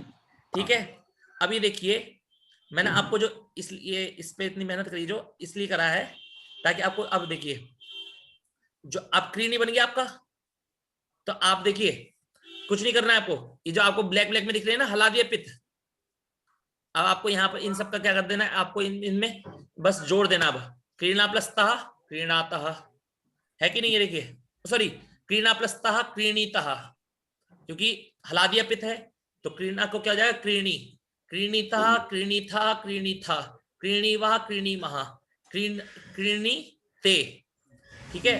और क्रीणी से क्रीणी क्रीणीद्वे क्रीणीवहे क्रीणीमहे, ये चेक कर लीजिए आप लोग, शक हो तो। क्रीणीतः क्रीणीथा क्रीणीवः क्रीणीमः क्रीणीतः क्रीणीते क्रीणीद्वे क्रीणीवहे क्रीणीमहे, हुआ कि नहीं हुआ? हलादिया पित्त है तो क्या रहेगा, क्रीणी रहेगा आपका। समझ में आया आपको? अब देखिए तात, इसमें से ये लोट लकार में आपका अपित कौन कौन सा है, हलादिया पित्त, ध्यान रखिएगा। तात है, ताम है, ही तात तम त, ताम स्वध्वम, ये आपके हलादिया पित्त है, तो इनमें क्रीणी रहेगा। देखिए क्रीणी कैसे रहेगा, तू तात आया था ना, क्रीणी तात क्रीणी तात, और ही के लिए तो ही के लिए विशेष है। और यहाँ देखिए ही आपका कैसा है, आपने अभी अभी समझाऊंगा क्रीणी ही कैसे बना। क्रीणीताम क्रीणीतम क्रीणीता, ठीक है, ये आपका हलादिया पित्त है। और अब और इसमें भी देखिए ताम तम त व म, कहने का मतलब ये है कि जितने भी हलादिया पित्त प्रत्यय होंगे वहां आपका अंग क्या बनेगा निकुंज महोदय, क्रीणी ही बनेगा, ठीक है। अब जितने भी अजादि अपित प्रत्यय, कौन कौन सा है, अजादि अपित, वहां आपको श्नाभ्य स्त्योर आता है, इसके द्वारा आ का लोप कर देना है, तो क्या बनेगा क्रीण, क्या बनेगा क्रीण। तो क्रीण प्लस अंति क्रीणंती, क्रीण प्लस अंतु क्रीणंतु, क्रीण प्लस अन, और लंग लकार है तो क्रीण इसके आग पूर्व में क्या आएगा, आ जाएगा, तो अक्रीणन। देखिए बना नहीं बना अक्रीणन, कैसे, ये देखिए यहां दिख रहा है ना अक्रीणन, ये रहा, क्यों बना, क्योंकि क्रीण क्रीण क्रीणा था, और अन आपका कैसा प्रत्यय अजादि अपित है, तो क्रीणा के आ का लोप कर दिया तो क्रीण बचा, और अन जुड़ गया तो क्रीणन, और लंग लकार है तो आ लगा दिया पूर्व में, अक्रीणन, ठीक है।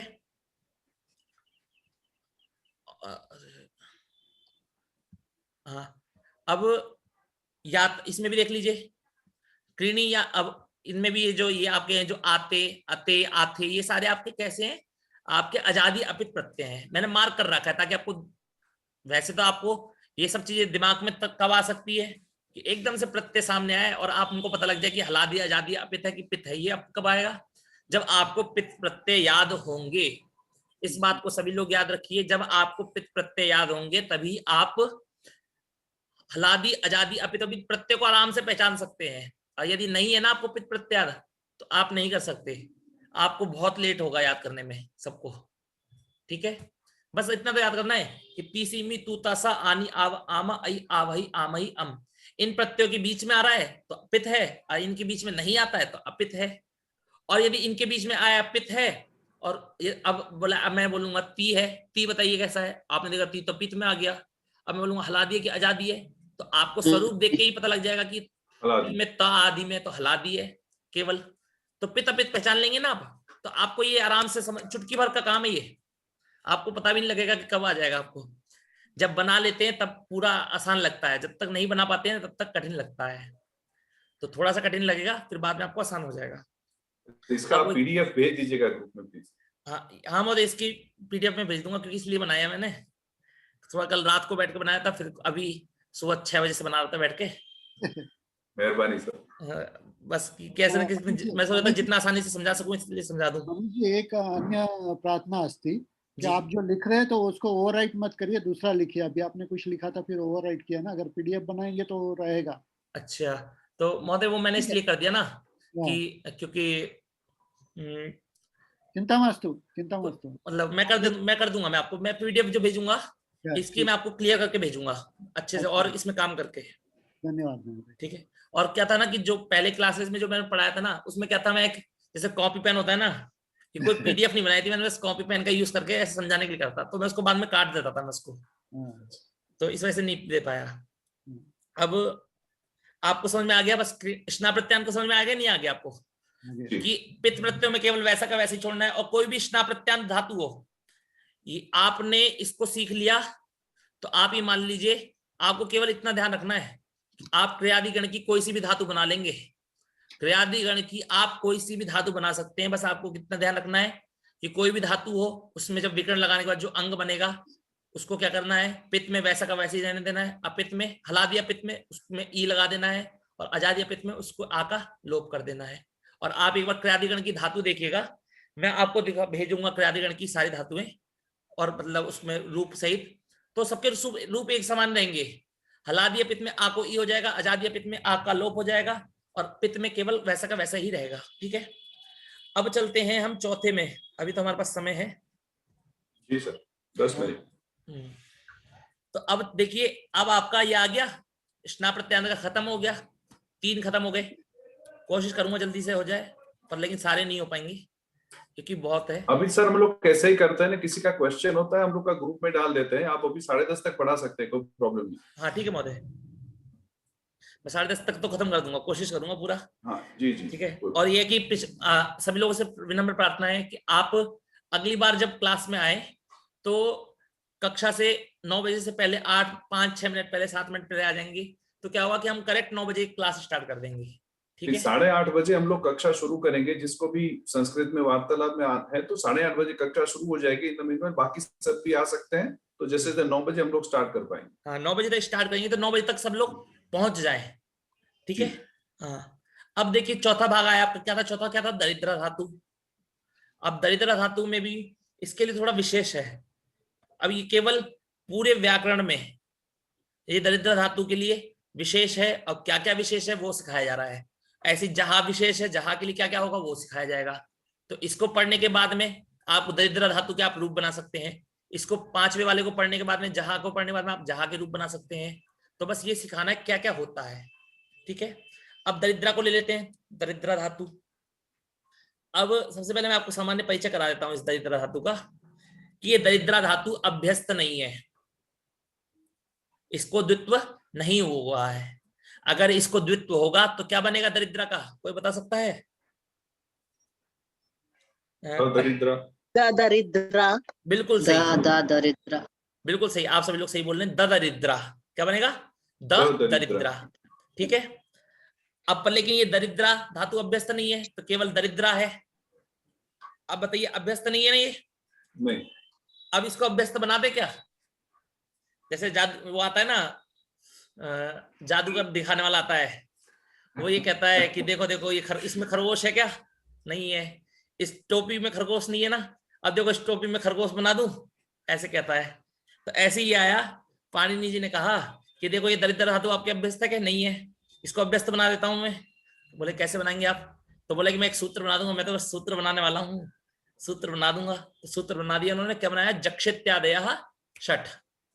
तो इस सूत्र ने कहा कि जक्ष इति आदयः, जक्ष जिसके आदि में है, ऐसी 6 धातुओं, तो जक्ष और 6 षट इनको मिला के 7 होता है। ठीक है, जक्ष और 6 षट को मिला के 7 हो गया, तो 7 धातुओं की अभ्यस्त संज्ञा होती है। कब होती है? इन धातुओं का अगर आप द्वित्व नहीं करोगे तब भी इन धातुओं की क्या हो जाएगी, अभ्यस्त संज्ञा हो जाएगी। तो मैंने देखिए यहाँ लिखा है अदादिगण में, ये जितनी भी धातु है ना, ये सारी अदादिगण की है। पहली बात किस गण की है? अदादिगण की। जितना मैं मानता हूं कि अदादिगण और ज्योत्यादिगण ही है जो थोड़ा सा हार्ड पड़ता है, अन्य गणों के हिसाब से थोड़ा सा हार्ड पड़ता है। ये भी नहीं कहूंगा कि नहीं वो बहुत हार्ड है, उसे नहीं पढ़ पाएंगे, ये नहीं पढ़ पाएंगे, सब पढ़ लेंगे, पर हल्का सा हार्ड पड़ता है अन्य के मुकाबले। तो अदादिगण में ये 7 धातु हैं, इनकी क्या होती है, इन 7 धातुओं की बिना द्वित्व किए ही अभ्यस्त संज्ञा होती है। जब आप इनको द्वित्व करेंगे तब तो रहेगी ही, किससे रहेगी, उभय अभ्यस्तम से। और जब इनको द्वित्व नहीं हुआ है इनकी, तब भी अभ्यस्त संज्ञा कौन का होगी, कौन करेगा, जक्षित्यादयः षट्। समझ में आया आप सभी को? वही बात है कि कैसे, मतलब जैसे मतलब ये कह दिया कि बैंक में गए ₹10 के नोट को डबल कर दिया। एक हेरा फेरी पिक्चर है, उसमें डबल एक का दुगना करके देता है, तो 10 का 20, 10 का 20, 10 का 20, कुछ लोग ऐसे करते भी हैं, 10 का 20 मिलेगा, 10 का 20 मिलेगा। तो जब 10 का 20 होगा तब तो अभ्यस्त है ही, क्योंकि डबल हो गया। और जब 10 का 10 ही रह गया तो तब भी अभ्यस्त है। कौन कौन सा अभ्यस्त रहेगा? जक्ष, जागरी, दरिद्रा, चकाश, शास, दीदिंग, बेबिंग, ये 7 धातु आपकी अभ्यस्त रहेंगी बिना द्वित्व किए हुए भी। समझ में आया? अब ये जो दरिद्रा धातु आपकी क्या होगी? अभ्यस्त होगी कि नहीं होगी? अब अभ्यस्त हो गई। हो गई। अब अभ्यस्त को निमित्त मान करके जो कार्य करते हैं, अब वो कार्य यहां भी होने लगेंगे नहीं होने लगेंगे? बताइए। होने लगेंगे ना। अब ये धातु अभ्यस्त हो गई है। अब ये बताइए, घु अभ्यस्त है कि अगु अभ्यस्त है? अगु अभ्यस्त है। अगु अभ्यस्त है। तो ये अब ये अगु अभ्यस्त हो गई है दरिद्र धातु। तो आपने देखा होगा कि अगु अभ्यस्त के लिए हमने जो कार्य करे थे, ठीक है, अगु अभ्यस्त के लिए कार्य करे थे, अब वह कार्य इस सूत्र में भी प्राप्त होने लगेंगे। ठीक है? क्यों? क्योंकि ये धातु दरिद्र धातु आपकी अभ्यस्त है। और कैसी अभ्यस्त है? अघु अभ्यस्त है। तो अघु अभ्यस्त होने के कारण इसमें भी वह कार्य प्राप्त होने लगेंगे। तो अब बोलते हैं भैया, जब जो कार्य आप दूसरे वाले में कर रहे हो, जब उसमें प्राप्त हो रहे हैं, तो फिर आप इसमें ही दे देते ना, दूसरे के अंतर्गत ही दे देते। तो आपने अलग से उसको चौथे नंबर पे क्यों पढ़ा है? कह रहे हैं कि नहीं, अघु अभ्यस्त वाले कार्य तो होंगे, पर साथ में कुछ और एक्स्ट्रा भी होगा। वो क्या एक्स्ट्रा होगा तो वो समझना है। तो देखिए, अब आपकी जो दरिद्रा धातु है, अब इसकी संज्ञा हो गई, क्या हो जाएगी? घु संज्ञा हो गई। ठीक है? तो अघु संज्ञा हो गई। अघु संज्ञा और अभ्यस्त तो पता लग गया किस सूत्र के द्वारा अभ्यस्त है? जक्षित्यादय षट, इस सूत्र के द्वारा अभ्यस्त संज्ञा है इसकी। अब विचार करते हैं कि दरिद्र धातु आपकी अगु अभ्यस्त होने के बाद में इसको क्या कार्य होगा? तो अब तक हमने पढ़ा था कि अगु अभ्यस्त में सामान्य आ को ई हो जाएगा हलादी अपित परे होने पर, और आ का लोप हो जाएगा अजादी अपित परे होने पर। पढ़ा था नहीं पढ़ा था? और पित में वैसा का वैसा ही रहेगा, ये पढ़ा था हमने। अब कह रहे हैं तो इसमें नई बात क्या है? तो कह रहे हैं कि भाई बस इसमें हल्का सा चेंजेस लाना है। क्या लाना है? कि जो ई हल्ले गोहो सूत्र था वह कहता है कि दीर्घ ई करता है। दीर्घ ई करता है कि नहीं करता है? दीर्घ करता है, ह्रस्व करता है, ये बताइए पहले, ताकि मैं पता लगा। दीर्घ करता है, ताकि मुझे पता जहाँ का जही हुआ था। हाँ, जहाँ को जही हुआ था, जही नहीं हुआ था, जही बड़ा हुआ था, ताकि पता तो लगेगा कि आपको मैं पढ़ा रहा हूँ तो समझ में आ रहा है नहीं आ रहा है। तो दीर्घ हुआ था। अब ये कह रहा है कि इसमें भी दीर्घ प्राप्त होना चाहिए, क्योंकि इसकी अगु अभ्यस्त संज्ञा है। तो सूत्र बना दिया कि दीर्घ ई प्राप्त था, पर सूत्र आया इत दरिद्रस्य। दरिद्रस्य मतलब षष्ठी विभक्ति है, मतलब दरिद्रा को ह्रस्व इद है। इत बोला गया ना, इत। अब इत बोला गया है, इत बोलने से क्या समझ में आ रहा है आपको? तपरस तत्कालस्य, केवल यहाँ पर हाँ लघु इक को ही समझ, लघु इक मत बोलिए, ह्रस्व ई बोलिए। ठीक है? ह्रस्व ई को ही यहाँ पर कह रहा है। तो क्या है? दरिद्र धातु के आ के स्थान पर ह्रस्व ई करना है हलादि अपित प्रत्यय पर होने पर। तो ये सूत्र किसका अपवाद है? कोई बता सकता है मुझे?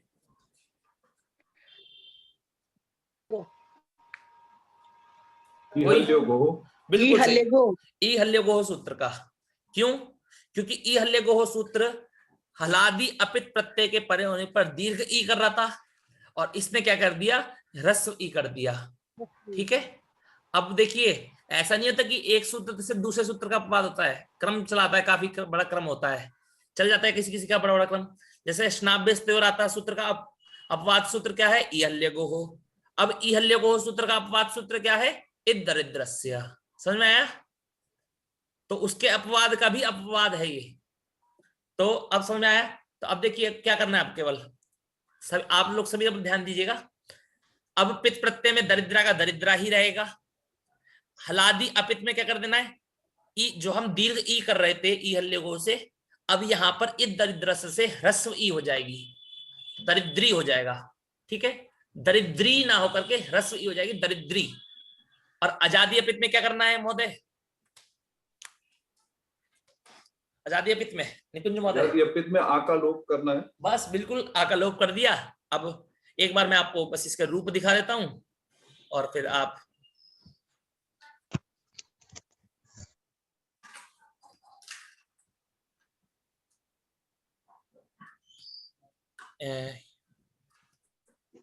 अरे सॉरी, अरे मैं भूल गया, दरिद्रा के, इसमें दरिद्रा के नहीं निकाले मैंने रूप। चलिए मैं आपको भी दिखाता हूं। तो केवल जो मैं आपको समझाया ना, केवल उतना ही मात्र है, ठीक है। अगर आपको रूप दिखाने की जरूरत भी नहीं है, मैंने जो लिखा है आपको उसमें दिखा देता हूं।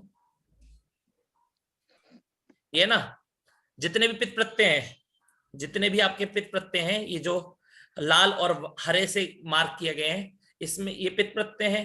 तो पित्त प्रत्यय में दरिद्रा का दरिद्रा ही रहता है, ठीक है। पित्त प्रत्यय में दरिद्रा का दरिद्रा रहेगा। और अब जितने भी हलादिया पित्त हैं, जितने भी काले के वाले हैं, ये इसमें क्या हो जाएगा, दरिद्री ह्रस्व ई हो जाएगा, ह्रस्व ई दरिद्री। हो जाएगा।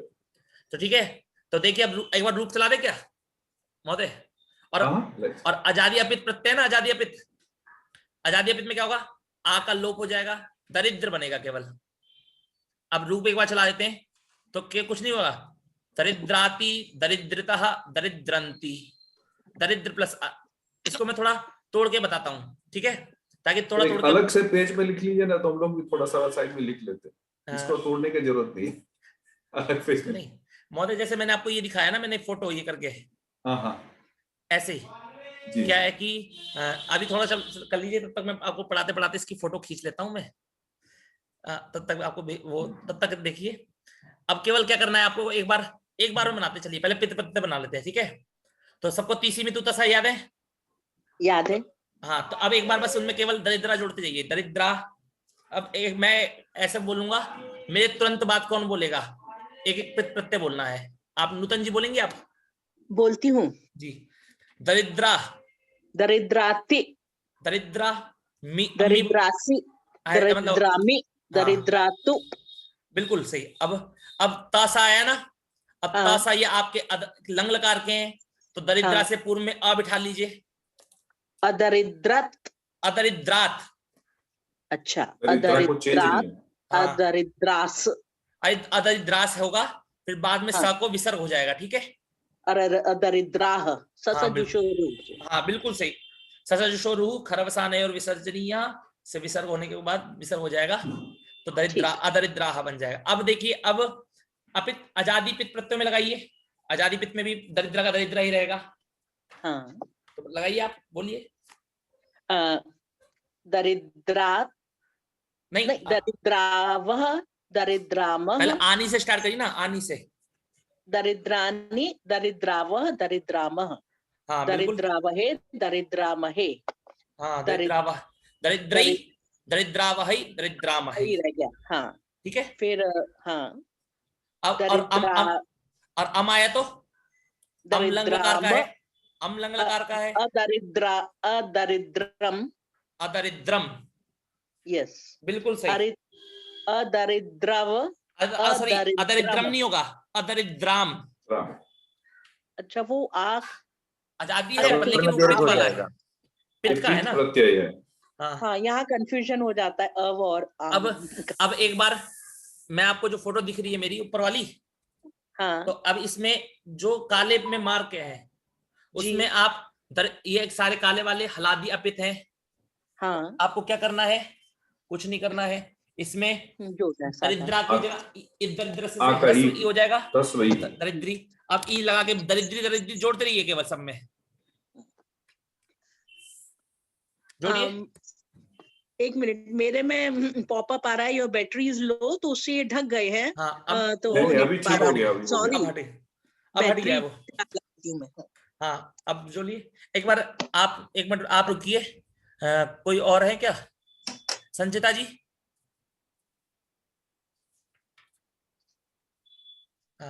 भरत महोदय। हाँ, जितने भी हलादिया प्रत्यय हैं, उनमें से कुछ प्रत्ययों में आप आपका अंग क्या बनेगा हलादिया प्रत्यय में, वो जोड़ते रहिए एक बार। दरिद्रितः, हाँ, दरिद्रितः, बिल्कुल, दरिद्रिथ, दरिद्रिवः, दरिद्रिमः, बिल्कुल सही। फिर दरिद्रिते, हाँ, दरिद्रिसे, दरिद्र से, दरिद्वे, दरिद्र, हाँ बिल्कुल सही। then we can also say daridritat, दरिद्रताप, दरिद्रताम, daridritam, daridritam, अदरिद्रिही, हाँ अदरिद्रिही, अदरिद्रतात, दरिद्रिही, दरिद्रिता, दरिद्रितम, दरिद्रित, जी दरिद्रिस्व, दरिद्रध्वम, जी। फिर लन लकार, ऐसे ही। अब बस इतना इतना समझ में आ गया आपको हाँ हाँ कि क्या करना था। अब कोई और आजादी प्रत्यय, अपित प्रत्ययों में क्या करना था, अष्टाभ्यस्त से आकर लोप हो जाएगा, ठीक है। तो क्या बनेगा, केवल दरिद्र बनेगा। अब उसमें केवल दरिद्र हलंत है और उसमें कोई भी स्वर जोड़ेंगे तुरंत जुड़ जाएगा, कुछ करना ही नहीं पड़ेगा। तो कोई एक और बोलिए, मैं एक बार नाम बोल देता हूँ, मेरे को नाम नहीं दिख रहा, कोई एक बार नाम बोले। नेहा माने जी, नेहा माने जी बता दो। माने माने जी बोलिए आप। ये अंति जो है ये करके ना, हाँ, केवल इनमें कुछ नहीं करना है आपको, दरिद्र प्लस अंति, दरिद्रंति दोनों को मिला देना है। हाँ दरिद्रंती, दरिद्री, फिर आएगा दरिद्रंतु, बिल्कुल बोलिए। फिर दरिद्री, दरिद्राते, दरिद्राते, हाँ बिल्कुल सही। दरिद्रते, दरिद्रते, दरिद्राथे, जी बिल्कुल। दरिद्र, ये दरिद्र, दरिद्रे होगा क्या, ये हाँ, जोड़ने के जी बाद ए जो हलंत है और ए जोड़ना है, कुछ नहीं करना, दरिद्रे। दरिद्रे, फिर आएगा दरिद्रा, दरिद्राताम। पर एक मिनट, मेरे हिसाब से शायद ये धातु ये केवल उसमें चलती है, परस्मै पद में चलती परस्मै है, पद। हाँ इसलिए आत्मनेपद में रूप, वैसे अगर आत्मनेपद में बनते तो ऐसे इस प्रकार बनते, ठीक है। तो केवल परस्मै पद में ही चला लीजिए। फिर आगे दरिद्रंतु, जी, और फिर बस वो परस्मै पद कर्मणि में में भी चलेंगे ना ऐसे विद य लगा के, किसमें कर्मणि प्रयोग में लगेंगे ना। हाँ, कर्म वो सार्वधातु के यक से, हाँ, सार्वधातुक एक से य लगाना है, फिर वो आत्मनेपदी रूप भी लगेंगे तभी। जी जी, आत्मने तब उसमें आत्मनेपदी रूप बनने लगते हैं, जी बिल्कुल। फिर दरिद्रियन, हाँ बिल्कुल ठीक है। तो आपको समझ में आ गया जी। अब आगे चलें।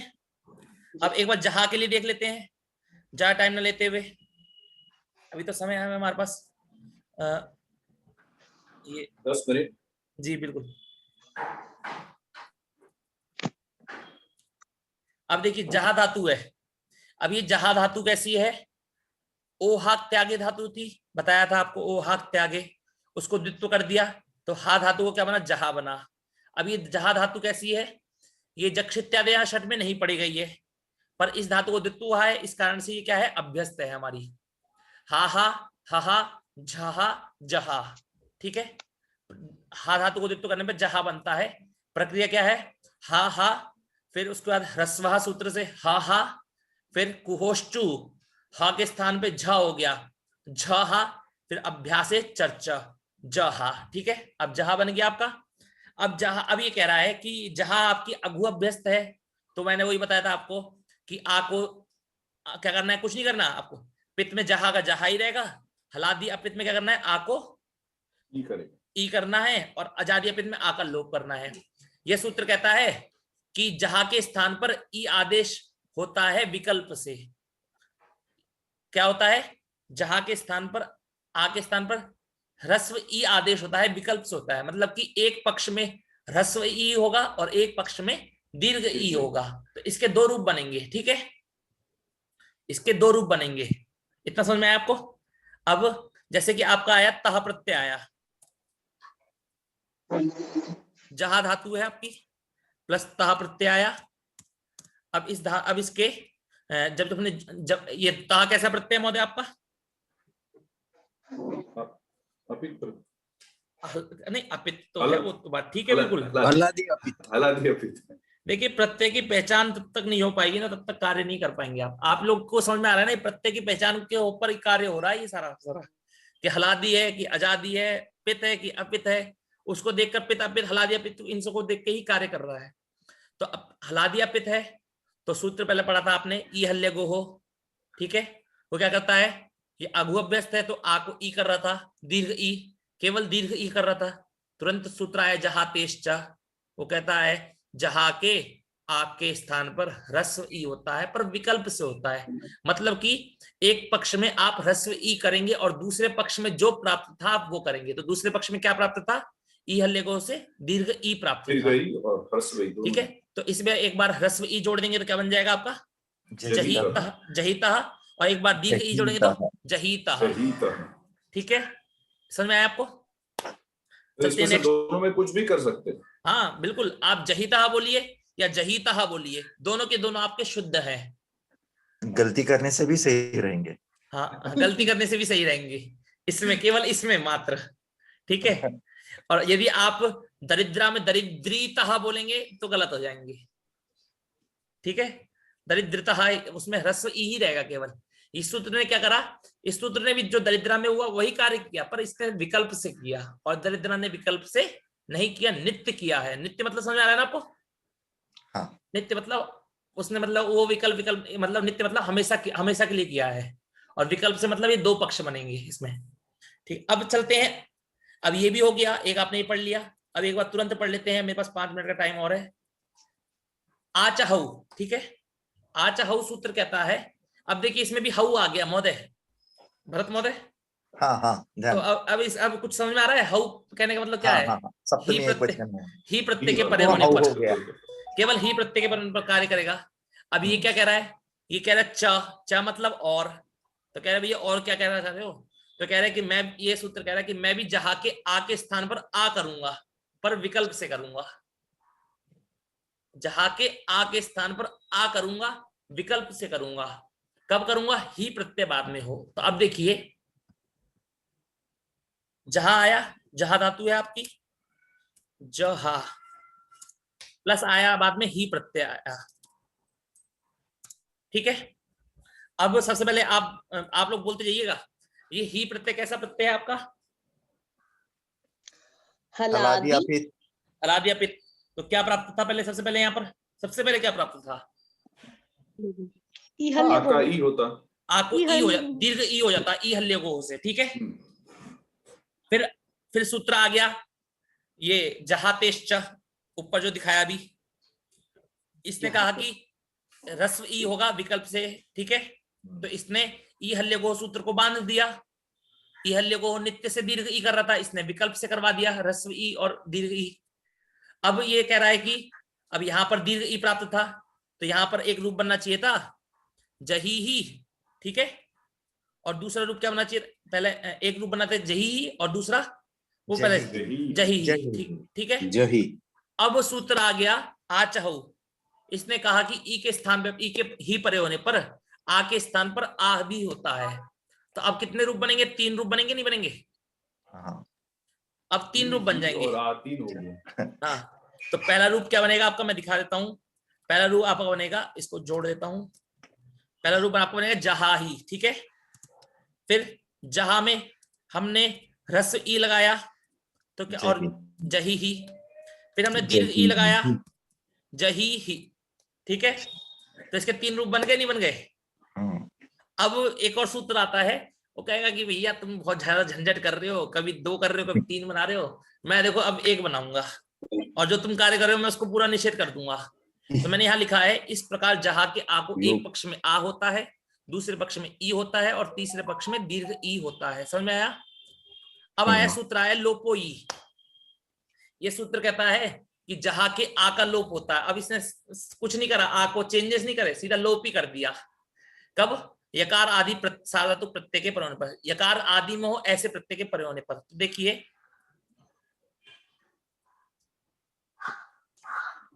ये दिख रहे हैं आपको, यात याताम युहु, इन सबके आदि में यकार है कि नहीं है?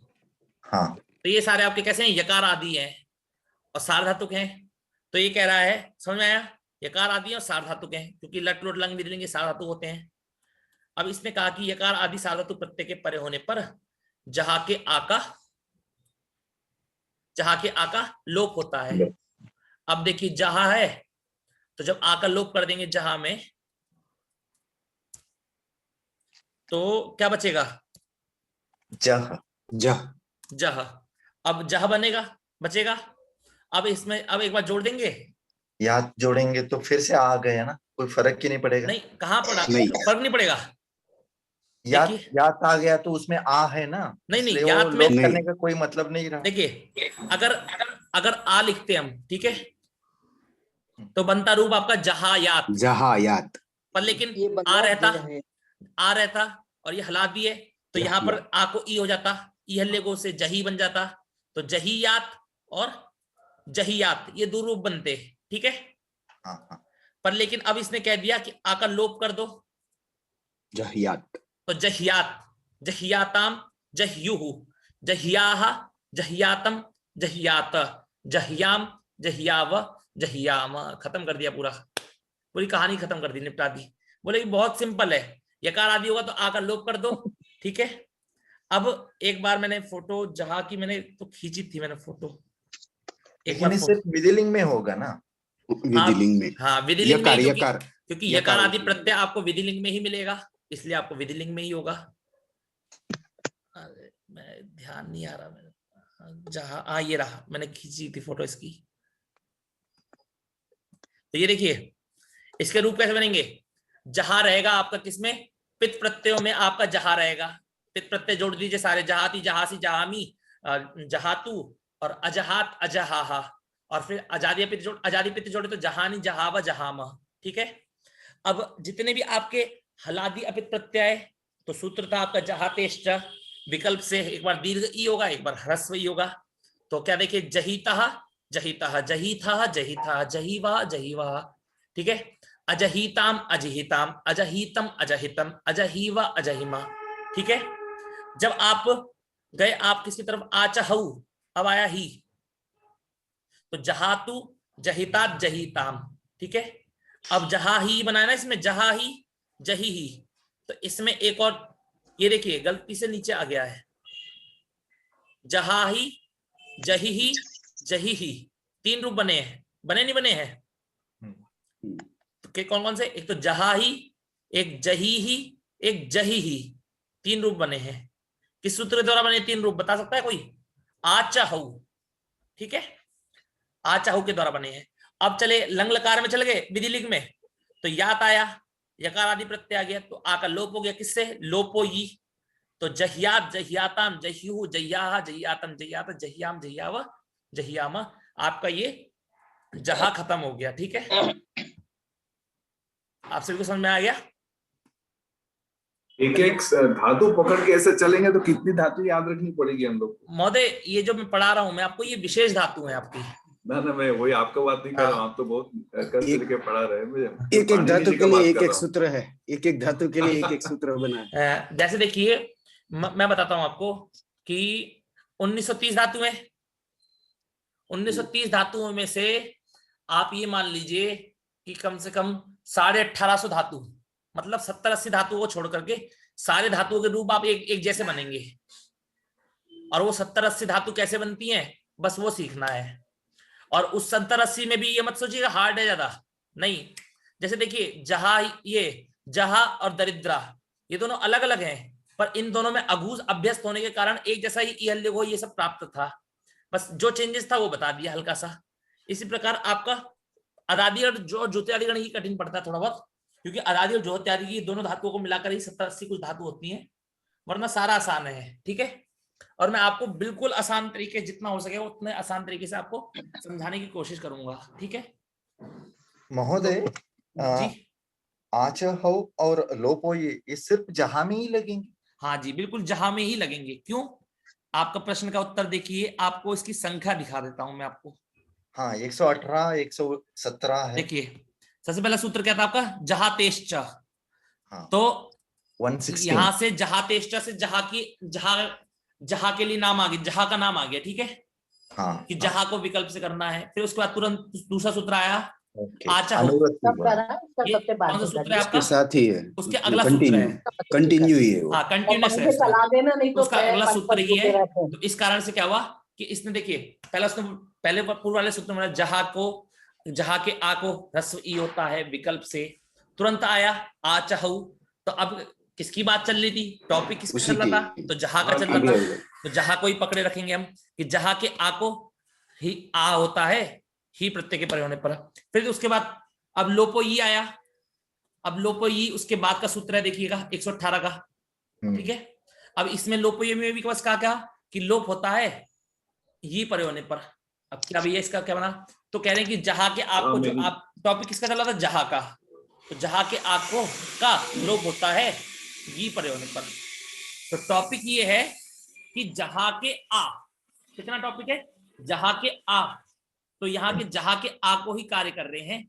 क्या करा, पहले जहां के आ को, जहां तेष्टा से जहां के आ को ई होता है विकल्प से, फिर दूसरे वाले ने आके कहा जहां के आ को आ होता है विकल्प से, फिर तीसरे वाले ने आके कहा जहां के आ को लोप होता है या परे होने पर। इस प्रकार ये क्रम से होने के कारण, इन सबका एक अनुवृत्ति चलने के कारण ये एक ग्रुप में बट गए, ठीक है।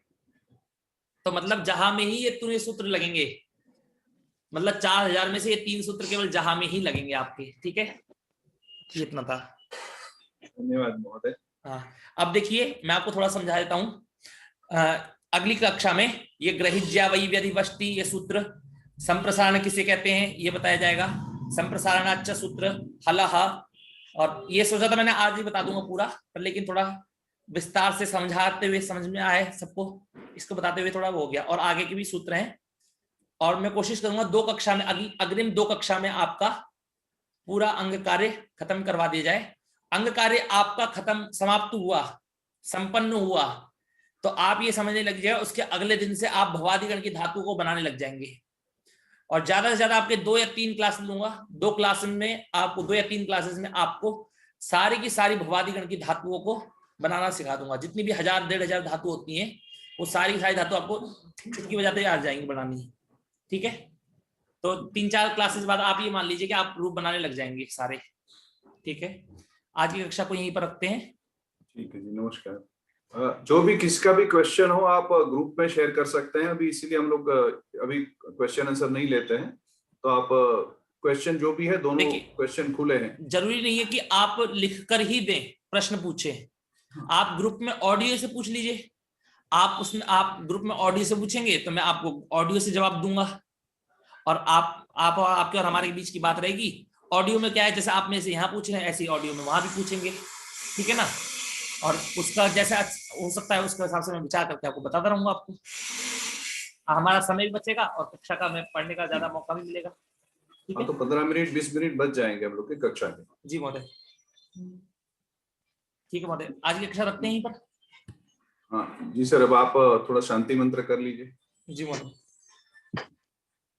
ओम भद्रं कर्णेभिः शृणुयाम देवाः, भद्रं पश्येमाक्षभिर्यजत्राः, स्थिरैरङ्गैस्तुष्टुवागुंसस्तनूभिः, व्यशेम देवहितं यदायुः।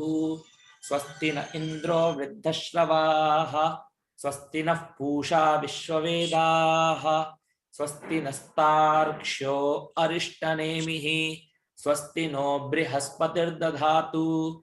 ओम शांति शांति शांति, हरि ओम। धन्यवाद।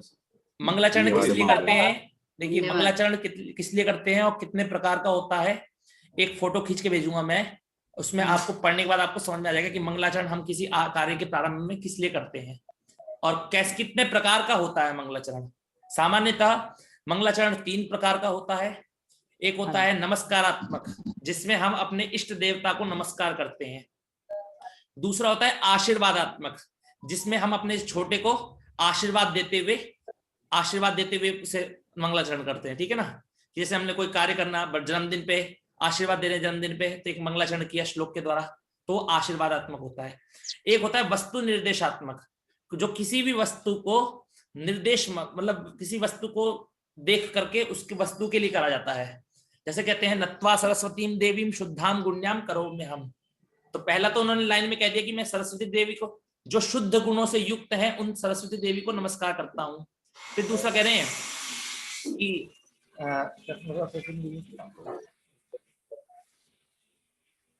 पाणिनीय प्रवेशाय लघु सिद्धांत कौमुदी है। कह रहे हैं पाणिनि शास्त्र में समझ प्रवेश करने के लिए लघु सिद्धांत की रचना करता हूँ। तो लघु सिद्धांत क्या है, एक वस्तु है, तो वस्तु को निर्देश करके, तो इसलिए किसी किसी में 2 प्रकार का मिलता है, मैं आपको भेजूंगा, ठीक है। कक्षा यहीं रखते हैं जी जी। नमस्कार भानु आचार्य।